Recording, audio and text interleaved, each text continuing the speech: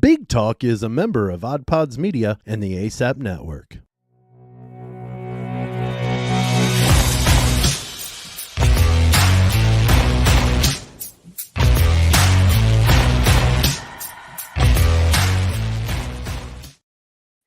Hello and good morning. It is Final Four weekend.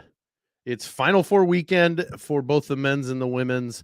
We are at welcome to Big Talk. Big Talk, the formerly known as Big 10 Plus 4.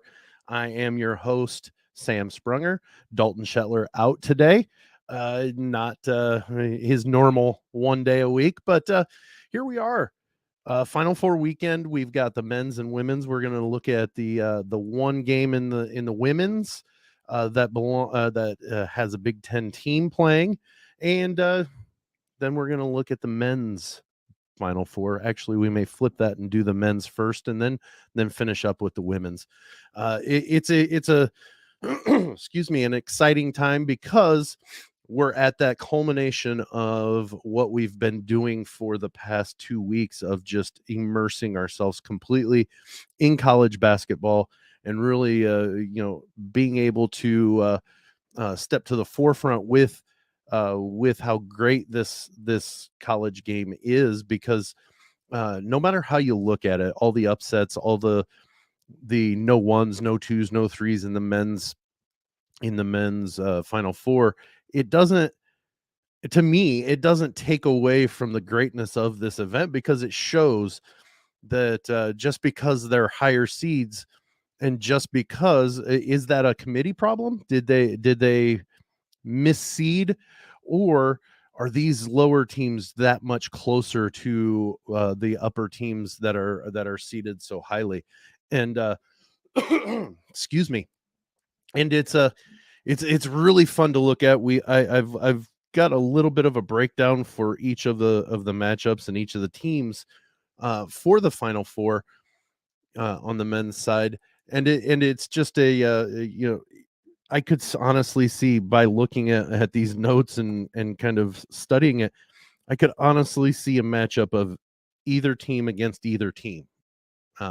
So I could see both teams winning each of the Final Four games, and then taking that information and maybe, gleaning what I can from it.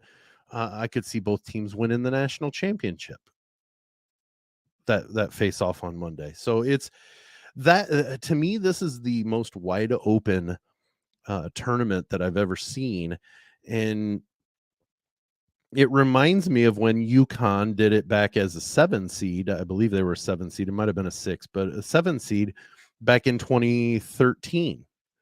The 2013 tournament, they ran through the tournament and ended up winning the tournament in Dallas, I believe, which is where the women are playing this year, in Dallas. And it was a shocker, because they were the highest seed ever to win a national championship. But I remember that the hype wasn't much, and it's kind of sad, because the people want to see these upsets in the first week, but a lot of times they don't want to see the Cinderella win or the lower seeds win. And to me, that makes it more exciting. It really does, because I am from Indiana, and many of, if you've seen the movie Hoosiers, that's the classic David versus Goliath matchup that David won. The story behind Hoosiers is Hickory, which is a mythical high school. The real school is Milan High School, school that had 40 some kids or 50 some kids in their school. That's kids, that's girls and boys, not just the boys to construct their team. But they constructed a team and ended up winning the state championship in high school basketball. And if you're not familiar, and I'm not sure what state you're listening from or watching from, but many states prior or many states have their schools in classes, And up until 1998, Indiana did not have any classes in basketball. It was every school played every school. So Milan played Muncie Central, which was a school of about 2,200. So it was a classic David versus Goliath. I love that story because it shows that it doesn't always matter the size. It's the heart, it's the effort, it's the way they produce. I'm not saying that it doesn't affect me, but it brought kind of a fond feeling even after in the middle of heartbreak when FDU beat Purdue.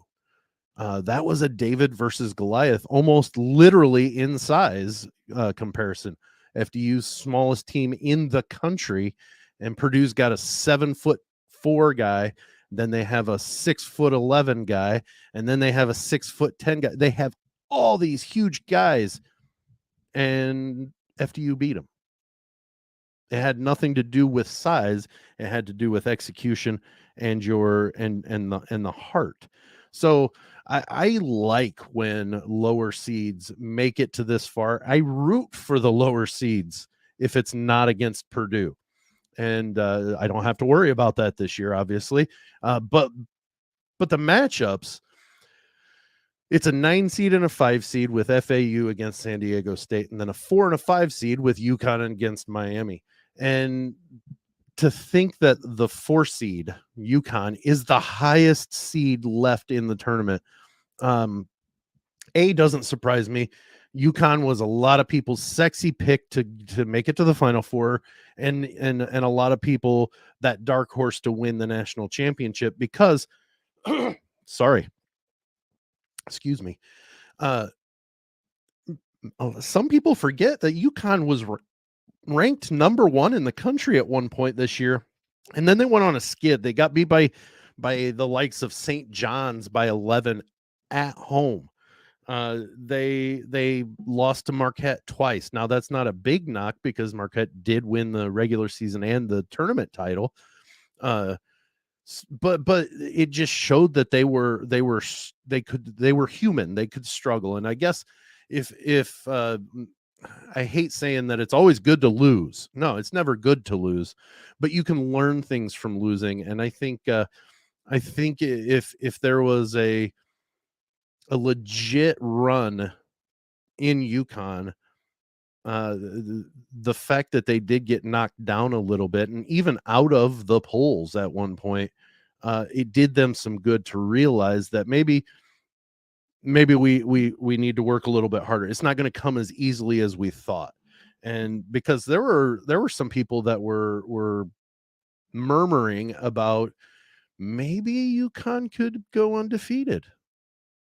Danny Hurley's got this team going. They're firing on all cylinders, and then they hit that dead spot and faltered some, and that's what got them the 4 seed. They ended up not winning the Big East, or they didn't win the Big East. I forgot they went back to the Big East.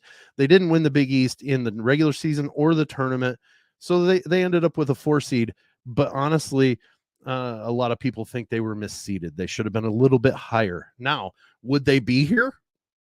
Would their opponents have changing enough? Would they have been upset by one of these teams that got really hot at the end of the season and played well and won a game or competed very well against the team that they were playing?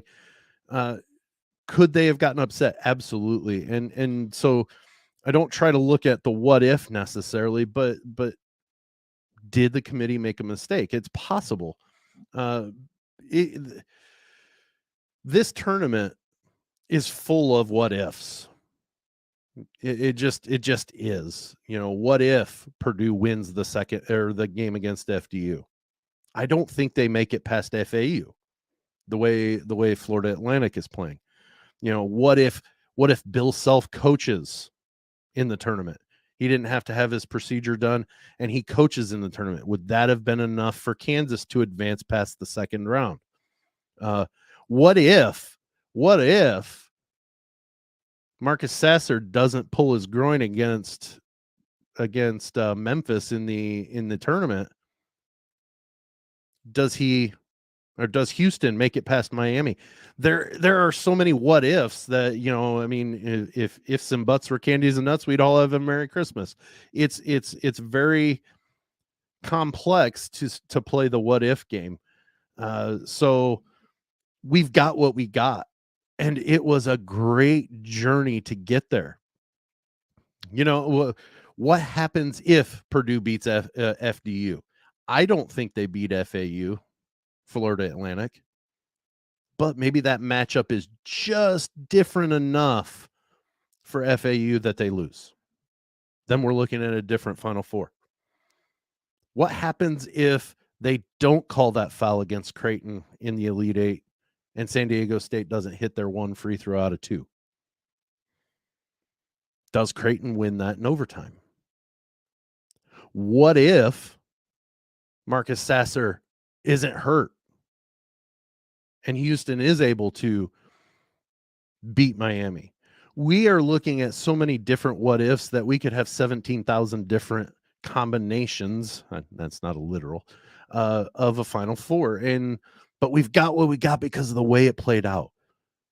Virginia getting beat in the first round, Purdue getting beat in the first round by a 16 seed, FDU becoming the darlings for 2 days and actually now still the talk of the tournament simply because they beat a 16 seed. Their coach gets a new job. Now, would he have maybe gotten that job if FDU had lost to Purdue? Maybe. But I can guarantee you that win against Purdue solidified Iona's want for Tobin Anderson. This is a fabulous tournament. It's exactly what the season has been, though. The top teams get up there and they get knocked off. Your most consistent teams falter. Kansas was 17-7 against quad 1 teams. That's an amazing amount of teams for one, or games in quad 1. But the fact that they won 17 of them, amazing. They got beat in the second round. So if you're looking for the stars and the big blue bloods that are always there, this is not your Final Four. If you're looking for solid, good basketball, well, we got us a good Final Four. And with that, let's move to the second quarter, just simply so we can have it and be a nice wrap up to what we're going to have. I'll look at the two Final Four games. I've got them right here. Kind of some information about each of the two teams, and I know I made a quick snap judgment of my prediction on Wednesday with Dalton, but at the same time, I'll give you my winners of each game and who I think is going to win the national championship. It's bound to be wrong because honestly, like I told you, I've seen a scenario in looking at all this that each team could win each game and be a national champion, or I can see them losing in the Final Four and being done after one day in Houston. It might still match what I told Dalton on Wednesday, so not sure. Let's move to the second. Okay, quick, just a whistle and we're back. The Final Four. It's the men's Final Four is in Houston this weekend. We've got FAU against San Diego State and UConn against Miami. I know I just said that, but we're going to really go into these two games a little bit deeper. Let's look at the FAU San Diego State game. Two teams that probably not many people had in the Final Four. I believe I saw a graphic that said 6 brackets in the ESPN bracket challenge had a perfect Final Four. Now, I'm going to tell you that I'm pretty positive these aren't one bracket people. The people that got these Final Fours correct, all perfect, they're not one bracket people. They're the ones that do multiple brackets and go through certain scenarios or even coin flip. I've got a buddy that is in a coin flip bracket, and it literally is you go through your bracket and you flip coin to see who wins. He's got FAU winning it, and he's got a San Diego State in the Final Four. Now, the other side of the bracket, he doesn't have either of those teams, but he got 2 of the 4 just in a coin flip bracket. So that's what those perfect brackets are coming from. I would be willing to put my mortgage on it that these people, the 6 that are perfect, they're not their only bracket, because if they are, I'm guessing they don't watch basketball much and they're just going by some weird feel or whatever, or color scheme or whatever, because this is a very unlikely Final Four. Even in the worst of years, you would at least probably have one number 1 seed, maybe a 2 seed, or at least a 3 seed in this Final Four. But FAU, San Diego State, let's look at FAU. The Owls, coming out of the East region, they're 35-3. They literally are they've won 35 of their 38 games. And to think that they were a 9 seed, because even though they had that record. Now, they don't have an outstanding marquee amount of wins, not a lot of quad 1 wins, but they do the things right. Coach Dusty May has a brilliant mind. He was a student manager at IU when Bob Knight was there, so he's learned various coaching ways and things like that to get to where he is now. He was an assistant at Florida, and then before he took the job at FAU. And a funny little side note is I was listening to an interview, and he said that after he signed his contract, his brother was the AD, and I don't know if he still is, at FAU, and he hired Dusty. He said, "Hey, I want to make you the head coach here at FAU." And Dusty said, "Sure, let's do that." He signed the contract. Then he came to campus. He didn't come to campus before he accepted the job. And he went to campus, saw the facilities in which FAU had, and he wanted to leave. He wanted to get out of his contract. He didn't want to coach. But I'm guessing that there was some conversation with his brother. Give it a chance. And 5 years later now, the Owls are in the Final Four. And I do believe that it has a bunch to do. Now, don't get me wrong. It has a lot to do with the players in which FAU has on their roster. But that's thank you to Dusty May. And I also think that Dusty May's coaching, his style, he's a player's coach. He likes to get involved. He really knows the game of basketball, and I think that brings a lot to the Owls in their chances in their game. The Owls, they rebound so well. Let's look at the K-State game that got them to the Final Four. They're not the tallest team. Now, they have a 7-footer in Vlad Golden. They do have a 7-footer. He is very effective. He rebounds well. But the rest of the team rebounds well, too. They out-rebounded K-State 44-22. They doubled up K-State, one of the most dominant teams in the country at times and in the tournament. They out-rebounded them 2-1. They rebound so well. They get to the ball. They find angles. They see where the ball's coming to. They get to the spot where it's going to come off the rim. Well, they're very good at anticipating. That is a big thing. If you can out rebound, you give yourself a chance. That's the biggest thing is if you can give yourself a chance to get an offensive rebound and get a putback, or get a one and done from the opposition, you're putting yourself in a good position to win ball games. It's not a guarantee, but if you look at 35-3, it's a pretty good sign that if you can do that on a regularity, you're going to win a lot of games. Their biggest strength, honestly, they shoot 36.5% from threes. So they're hitting shots. They're hitting shots when they need to. They're hitting shots to expand leads. They're hitting shots to close gaps, and FAU in the last 10 minutes of each game. Okay, so we're gonna go Memphis, FDU, Tennessee, and K-State. Those are the 4 games we're taking into consideration. They have outscored their opponents in the last 10 minutes of each game, or of the game, 98-66. That is domination. And what that shows is they've got the longevity to be able to withstand a barrage in the first 30 minutes, and they still have something left in the tank to go.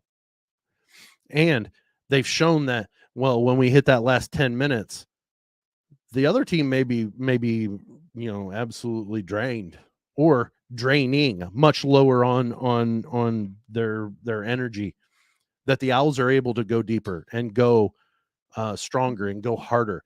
And the fact that they play 9 deep, they rotate 9 players, that's almost a full second team coming in.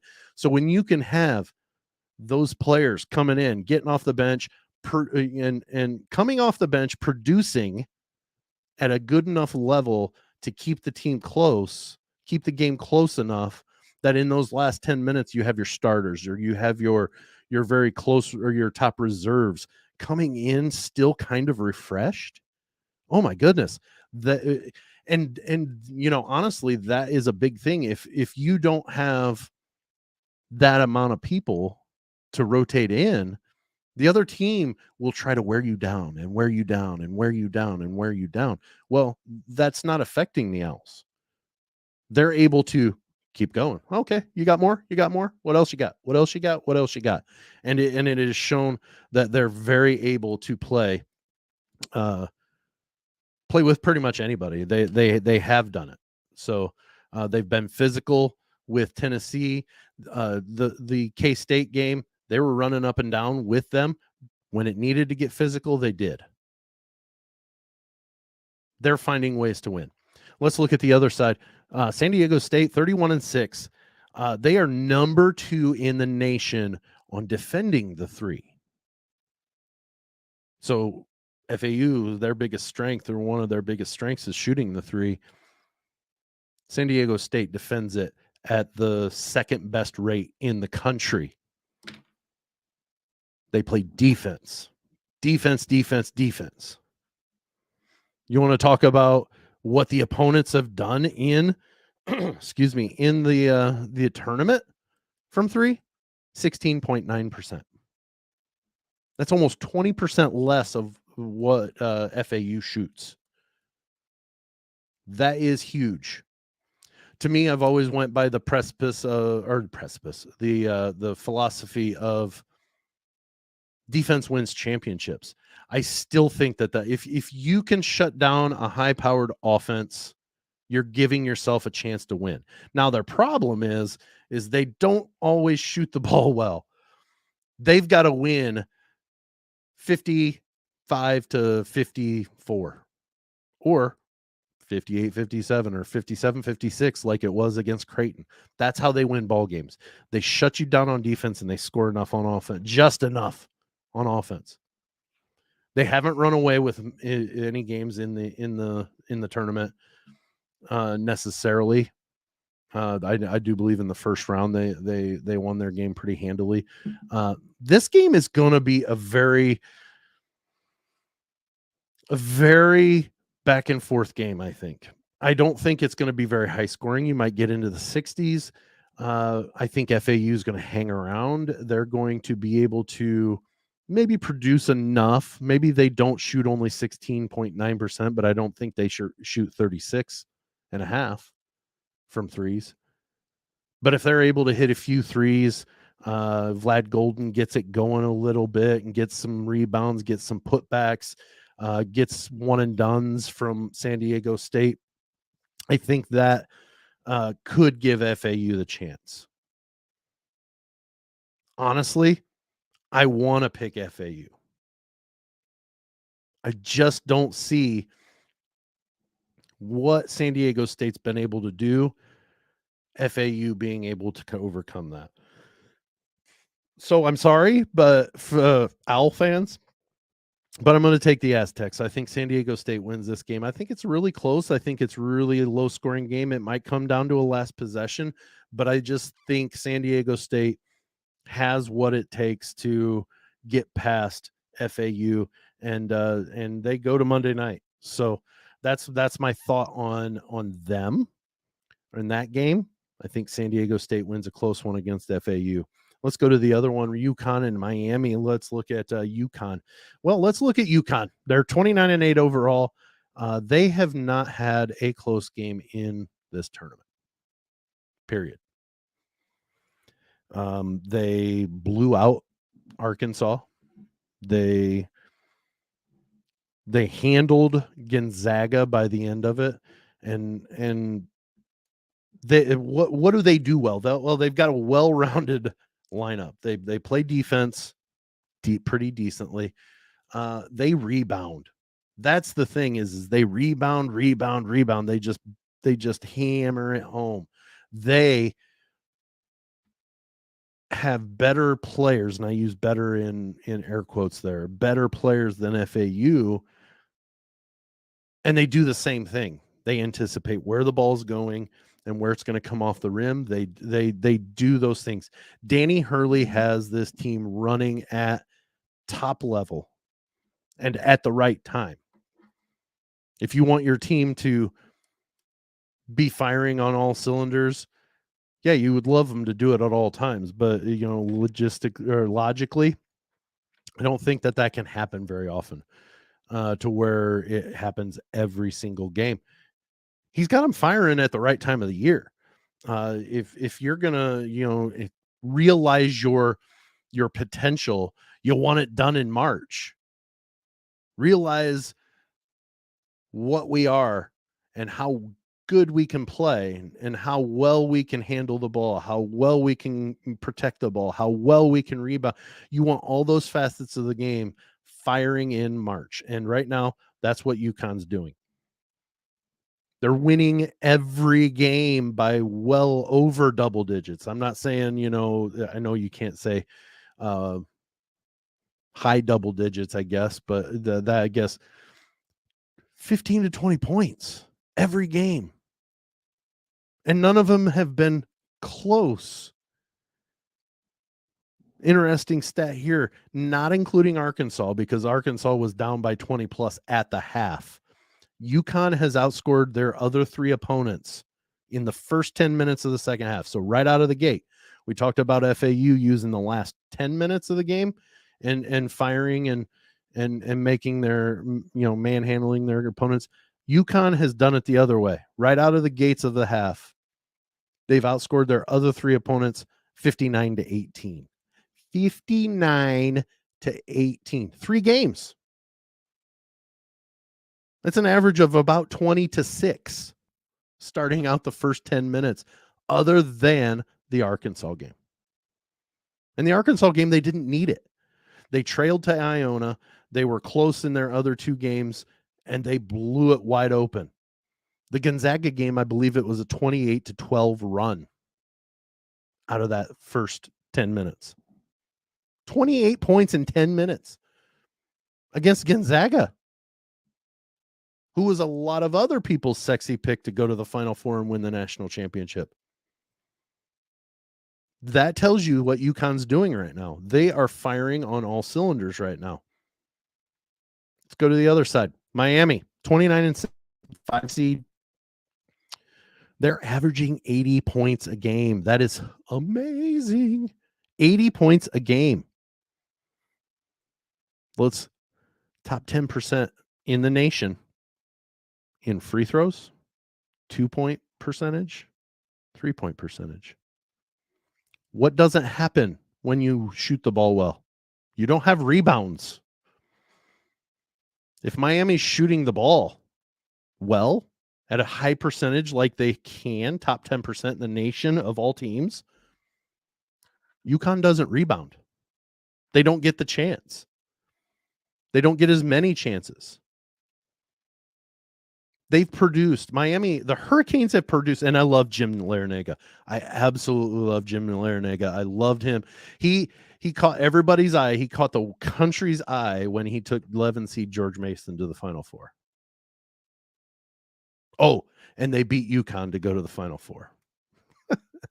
But I know that has nothing to do with anything on this matchup, but historically he does coach. He's coached against UConn in high pressure situations, tournament situations.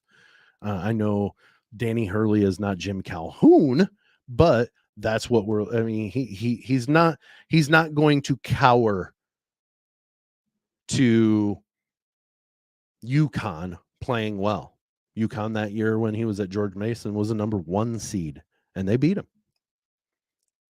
He doesn't cower. So, but Miami is produced against really stingy defenses. Texas plays really good defense. They put 80+ points on the board against them. Houston, one of the best defensive teams in the country. They put up 90. That was the first time since I think January that a team put 80 points, let alone 90 points on the board against them. Even when Houston lost to Alabama, they only gave up 71. That should say something about what Miami is capable of doing against good defensive teams. They just keep coming at you.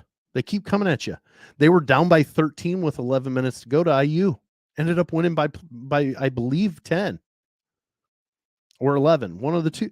They won by a comfortable margin. Let's say it that way even. Miami is not a pushover. What worries me about UConn is they haven't played a close game yet. I know that sounds relatively odd maybe, but every single one of these other 3 teams have played a really close game in this tournament. UConn's lost games. They've been in close games, but they haven't been in one in this one and done, lose and go home scenario yet. What will they do when they've been steamrolling, firing at high on every cylinder? What will they do if Miami is hitting shots and staying with them? After that first 10 minutes of the second half, UConn is only up 3, or heaven forbid, down.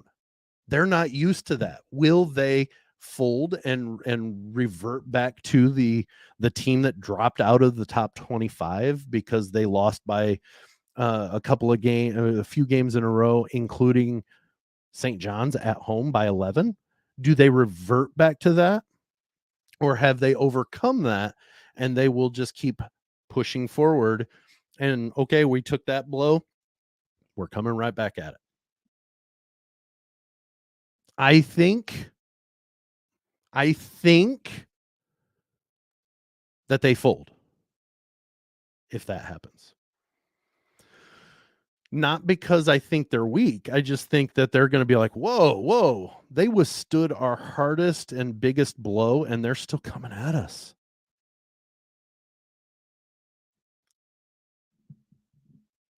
I'm convinced Miami is destined for Monday.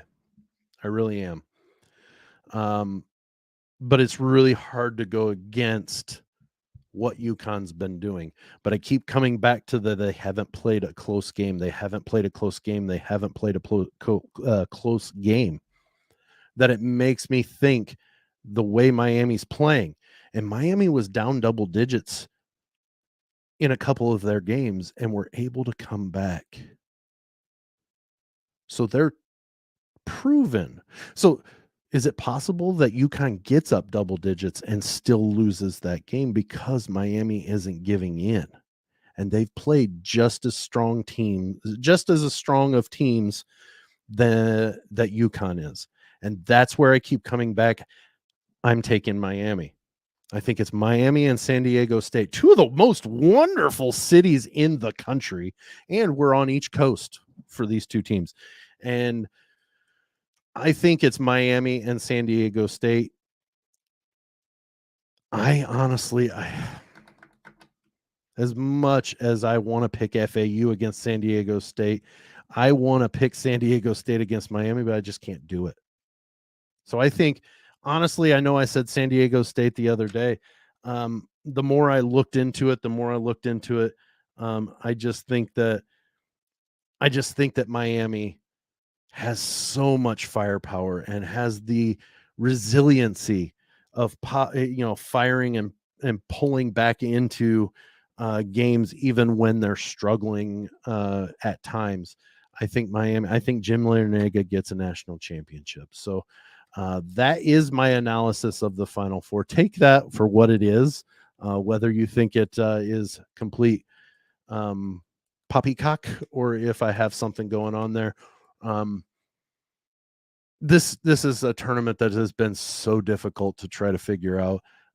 It's probably going to be FAU and UConn with one of those teams win it. I don't know. I honestly, I just think with that, I think Miami cuts the nets down on Monday. So that is all for the Big Ten or the Final Four on the men's side. Let's go to the break. When we come back from the break, we're going to look at the South Carolina Iowa Final Four game that takes place tonight. So we'll be right back. You are listening to Big Talk, hosted on Spotify for podcasters and StreamYard. Hey, this is Russ. This is Kyle. This is Michelle. From the Infectious Groove Podcast. Join us every Monday for the most fun you can have with a music podcast. The Infectious Groove Podcast uses a positive and fun approach as we take time every week to share our jammy jams, then dig into a thought-provoking topic discussing all decades and genres of music. You can find the Infectious Groove Podcast on all major podcast platforms, or you can head to infectiousgroovepodcast.com to find us there and subscribe. We might have a controversial opinion here or there, but we always have fun with it. Oh, I'm sure I'll say something dumb. Subscribe to the Infectious Groove Podcast, part of the Odd Pods Media Network. This is Beer in Front.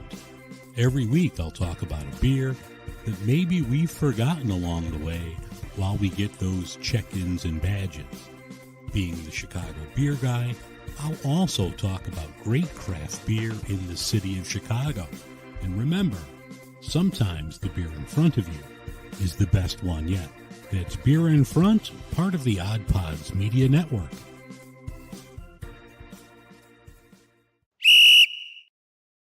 All right, we're back from the half. Let's move to the women's Final Four. It's in Dallas this year. Dallas and Houston hosting both of the Final Fours. Kind of an unusual thing. I don't recall ever having the Final Fours this close to one another.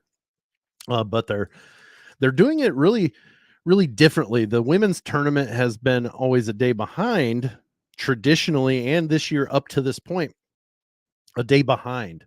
So the men's started when, not including the first first four games, but they all men started Thursday, Friday. Start on Thursday. The women started Friday and went through Monday. And the same thing with the Sweet 16 and Elite 8. Men Thursday, Friday, Saturday, Sunday, and the women Friday, Saturday, Sunday, Monday. Well, now the Final Four has flipped to where the women play Friday and then their national championship on Sunday, and the men play their Final Four on Saturday and championship on Monday. So it's a little bit of a flip-flop to where the men's tournament is the final championship game there. And we're looking at the Iowa South Carolina game, and we're not going to break down the LSU Virginia Tech game just because I'm not as well versed. I'm not even extremely well versed in the women's, but I can give some analysis and some thought on what's going on there. Iowa's in position to potentially try and knock off the undefeated South Carolina Gamecocks. And if you look at the two matchups, you've got Iowa and South Carolina. South Carolina averages 81.4 points a game. You've got Zia Cook averages 15 points a game. You've got Aaliyah Boston, 13.2 points a game. And then you fall off to Camila Cardoso at 9.7, and then you don't have a ton of output from more than just you have a little bit of output from everybody, which makes them dangerous, I think, because you don't have one that's averaging 25 points a game, to where if you shut that down, you take a good portion of the team's offense away. If you shut one person down, then somebody further down might blow up for a few more points to make up the difference. So they've got the facets coming from all over the place that could honestly be very troublesome. And it is what's been very troublesome for many teams. Obviously, they haven't lost yet.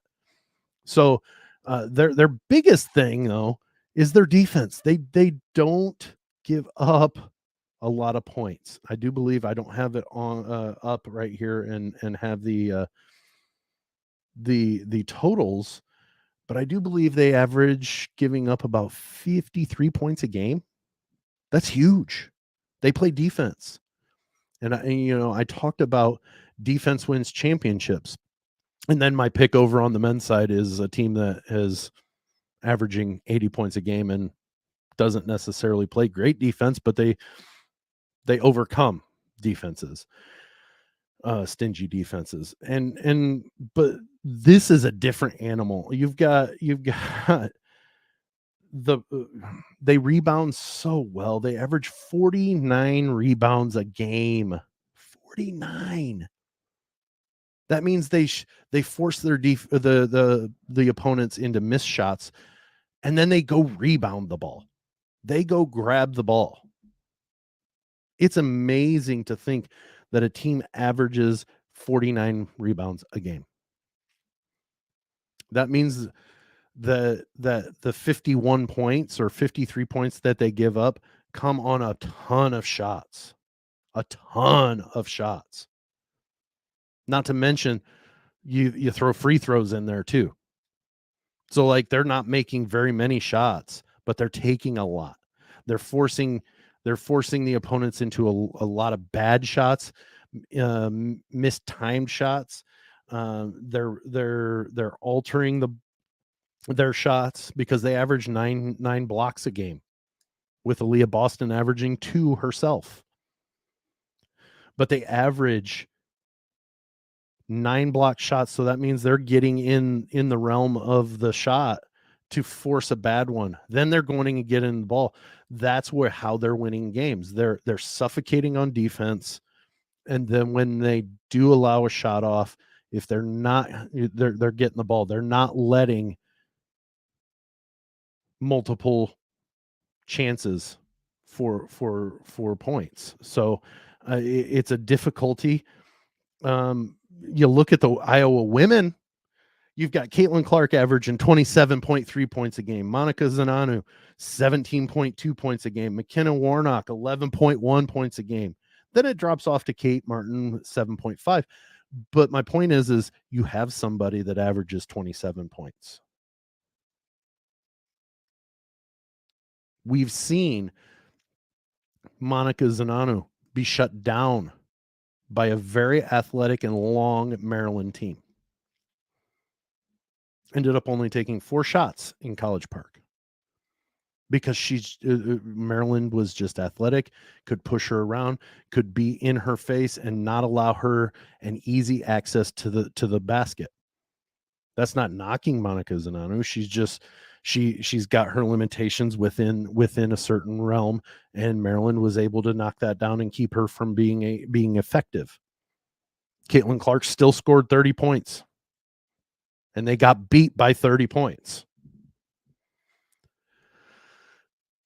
But Iowa is firing on every cylinder right now. They're averaging 87.5 points a game, which is amazing to me. They're only averaging 39 rebounds a game. And I say only because you look at South Carolina and say, wow, they're averaging 49. Iowa still forces bad shots. They find the way to rebound the ball. They look at, how the ball's coming off. I know I've talked about that multiple times, but that's huge in rebounding. You don't just, oh, I'm lucky and there's the ball. You have to hammer it home and go after the ball. You have to. You have to see where the ball's coming. Okay, that shot's coming off from that angle. It's going, if it goes long and hits off the rim, it's going this way. Well, if it hits the backside and it goes the other way, well, then, maybe you have two people. They have a system that gets them in position and have worked at it hard enough to get in position to rebound the ball. Iowa rebounds the ball very well. They also averaged 21 assists. Caitlin Clark came out of an Elite Eight game where she had 40 plus points and had a triple double.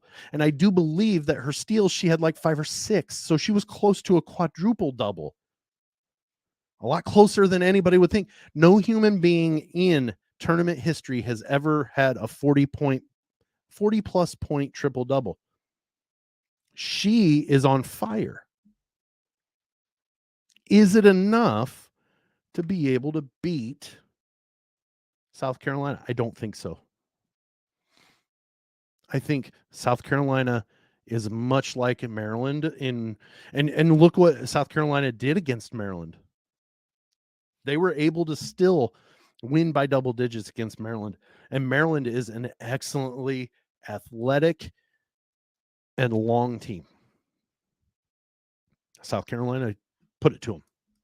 Beat them by double digits. It was close. Don't get me wrong. It was a close game, but it turned out that South Carolina had it and beat them.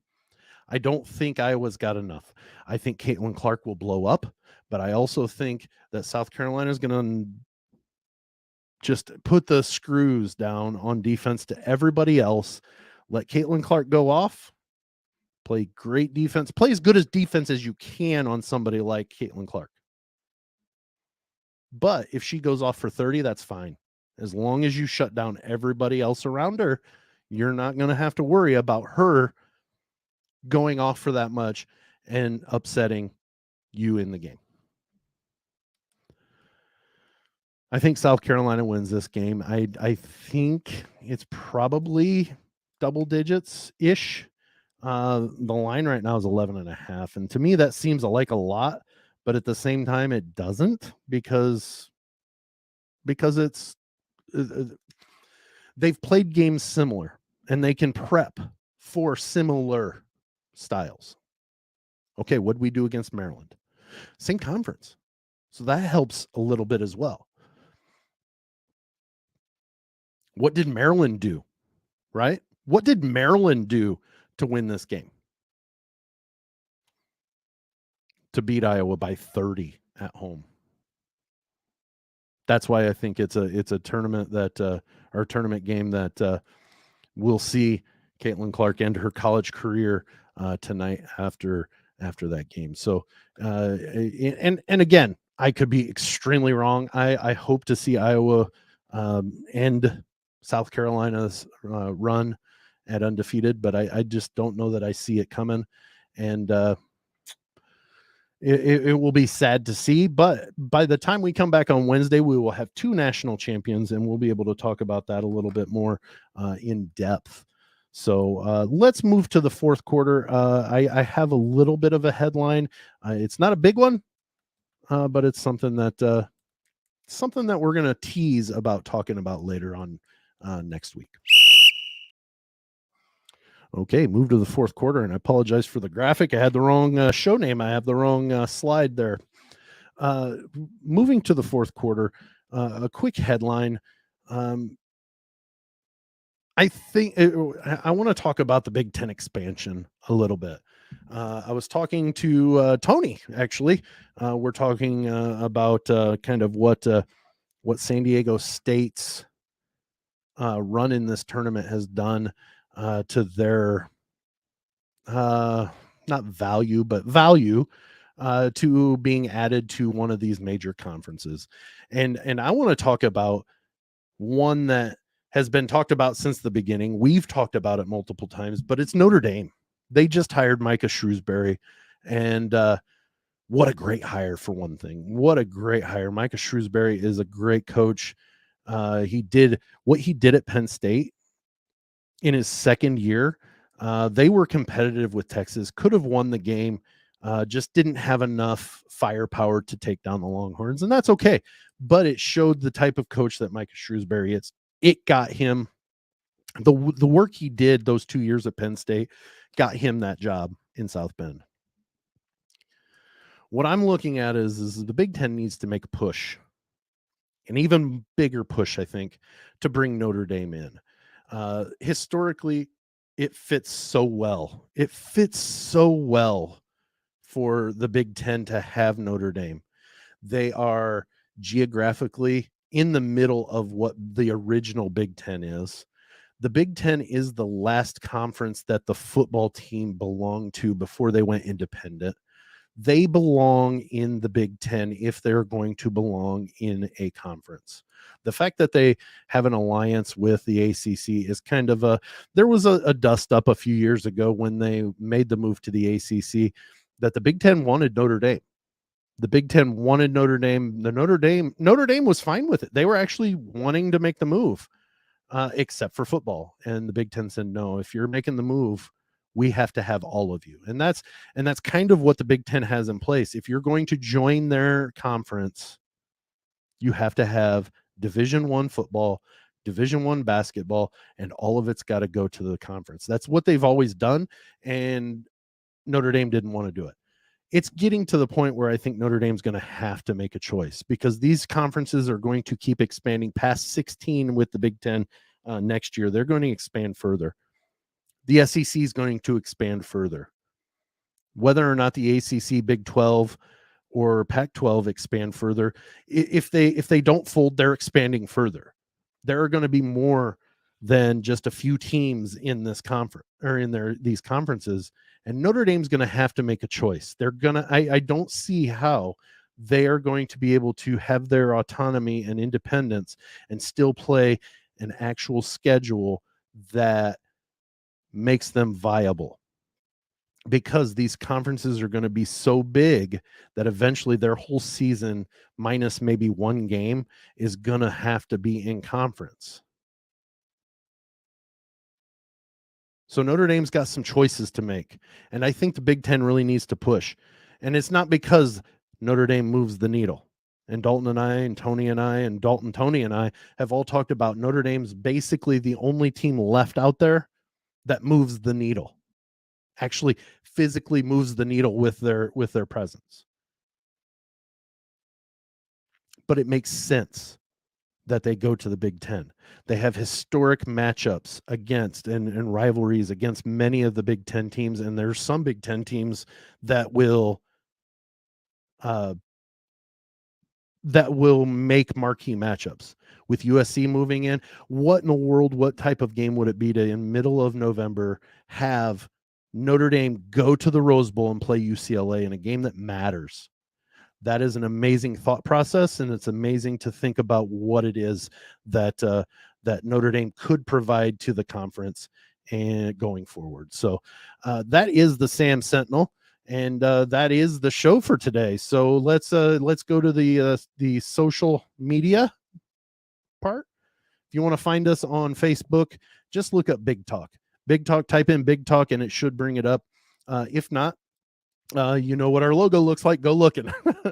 On Twitter, I don't have the graphic updated, but on Twitter, Instagram, we are at B1G_talk, at Big Talk, and you can find us on oddpodsmedia.com. We are the only sports show in the network, which makes it kind of odd that would happen. So it fits, right? So, and we're also streamed twice a week on ASAP Network.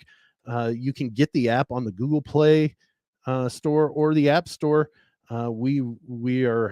We're looking forward to what Big Talk can do going forward in the future. So that is all for today. Thanks so much for coming in and letting me talk with you and give you the analysis of the Final Four stuff that is going on here shortly. And you know what? From Dalton Shetler, who is out today, Tony Hollinsworth, who might or might not, we're still trying to work that out to where he maybe can do a part-time thing every once in a while as well. I'm Sam Sprunger. From all of us here at Big Talk, thanks so much for coming in today, and we'll see you later.